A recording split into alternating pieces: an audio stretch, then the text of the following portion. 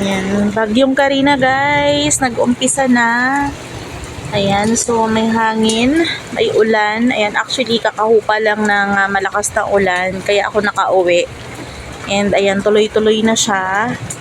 So hanggang bukas po yan dito sa Luzon. Actually, ang Luzon is hanggang Thursday po maulan. Ayon sa Pag-asa. Ayan, nakikiano lang tayo sa Pag-asa. Ayan, so andito na tayo, kakarating lang natin sa bahay. Dito tayo sa parking. Ayan, walang tao sa kantin. Tuloy-tuloy ang ulan. Ayan, pero humuhupa naman siya guys, tapos lalakas ulit. Ayan, nasira yung payong ko. Wala tayong tayo ngayon. Ayan, so yun yung parking namin. Dito tayo sa parking. Hanggang likod yung parking namin. Tinitilan, sinisilip-silip ko guys, kasi tinitilan ko kung baka mamaya may mga something ba na pwedeng lumipad pag lumakas ang hangin mamaya at ako'y makatulog, yung mga sasakyan. So sinisilip-silip ko kasi natatakot ako. Natatakot ako. Syempre yung mga kasama ko nasa biyahe.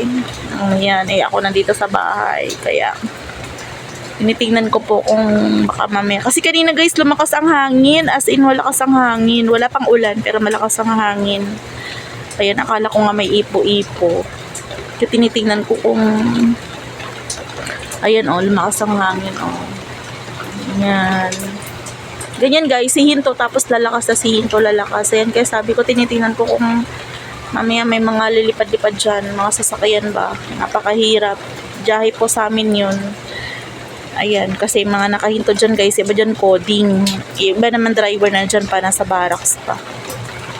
Ayan. So yun guys, update po sa Bagyong Karina. Ayan, bubulusok po yan mamayang madaling araw. Kaya tayo po ay mag-iingat. And mag-prepare po para sa brownout. Ayan. And kailangan full charge ang ating mga emergency lights and cellphones. Ayan, in case may magamit tayo. So ayun lang guys ang update natin for tonight. Ayan. See you sa live bukas 11 AM ulit. Ayan, God bless you guys. Ingat po tayo lahat.